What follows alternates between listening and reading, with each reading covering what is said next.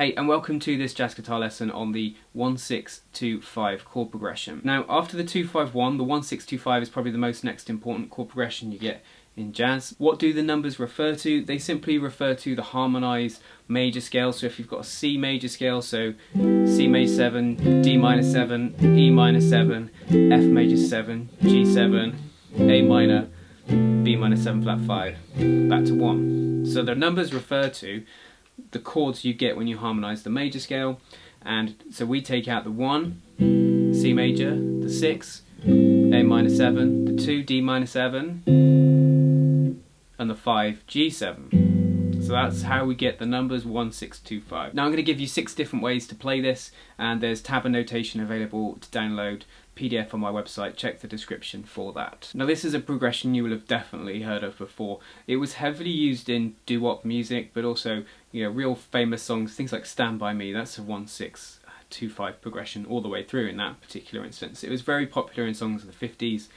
but you know, it's really got a big presence in jazz standards too. And with anything like this, it's worth understanding a bit about what's going on harmonically. So we, as I said, we start on the 1 chord, and that's a very stable start point. We move to 6, which is the relative minor. Those chords are very similar in terms of notes they contain. So it's not a big movement, that one. But when we go to this next chord, D minor 7, now that's a subdominant chord. Subdominant chords create movement away from home, if you like, with home being 1 and 6. And this chord creates slight departure from that, and we get pulled back by G7, which is the dominant of C, which leads us perfectly back to there.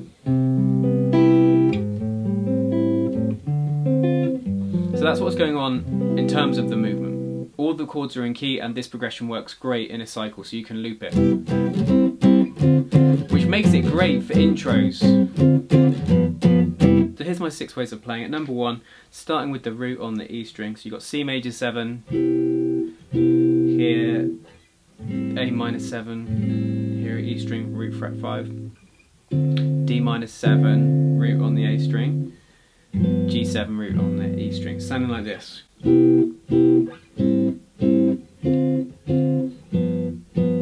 So that's exercise 1, starting on the E string. I'd also think it's worth being able to play using the major 7 starting on the A string, so like this. So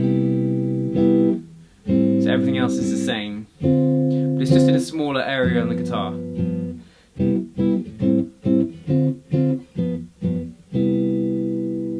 My third example we use is bass runs between the chords to kind of make it a little bit more interesting and sort of link and flow nicely, so like this.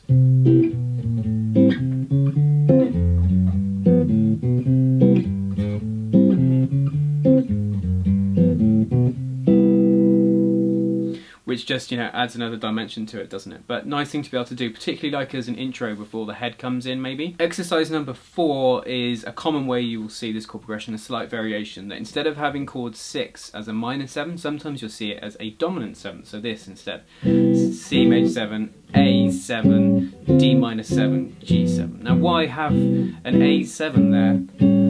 What effect does it have?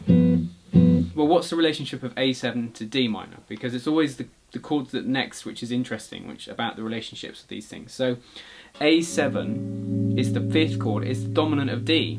So it's the chord which leads to a D, and it has the note C sharp in, which is, you know, a semitone away from a D. So there's that nice lead into that chord. So that's a very common variation, just to give it a stronger pull. But don't be fooled, you know, if you see that, it's still a 1-6-2-5, just with a slight variation. Variation number 5 I like is to put a tritone in for the G7. So have this C major 7, A minor 7, D minor 7, D flat 7.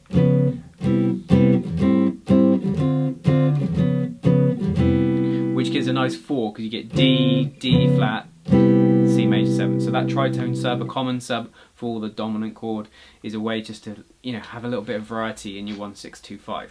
Which brings me to the final one, which is that, you know, a very vanilla way to see this progression is number 1. So C major 7, A minor 7, D minor 7, G7.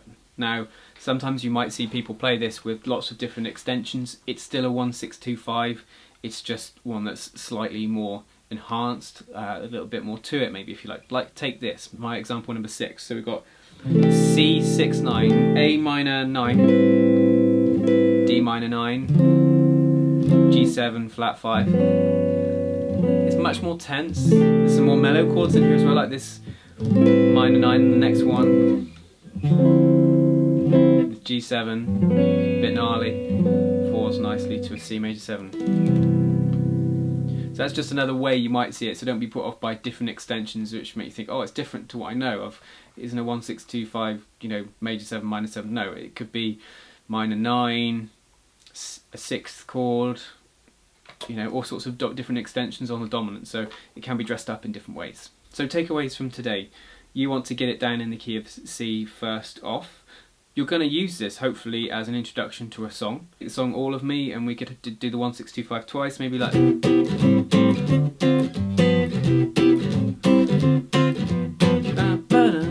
then coming in there, you know, so that would work.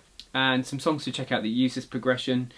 Blue Moon is a really obvious example. The B section on In a Sentimental Mood by Duke Ellington uses the 1, 6, 2, 5 in D flat, albeit. Other ones, I Got Rhythm. I mean, this is such a fundamental chord change in that particular song. Famous songs like I mentioned earlier, things like Stand By Me is a 1, 6, 2, 5, so maybe easier to hear at first. Oh, another one is La Mer or Beyond the Sea as well. And the final thing is you want to know this in every key. You want to be able to spot a 1, 6, 2, 5 in any key.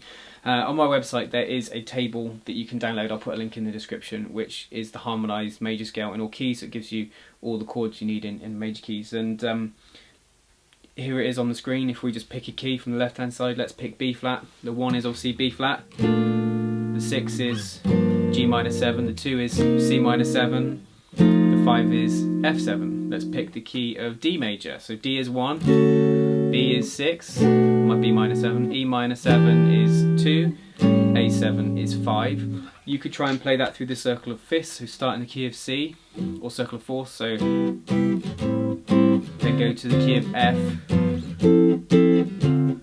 then B flat, so forth, until you can work your way all around. If you can do that, you've got it. Anyway, if you've got any questions or comments, then do leave them below. If you're new here, please consider subscribing for jazz guitar lessons every Wednesday and Saturday. I'll put a couple of videos up on the end screen just so you can check out some other videos from myself. But until next time, see you soon.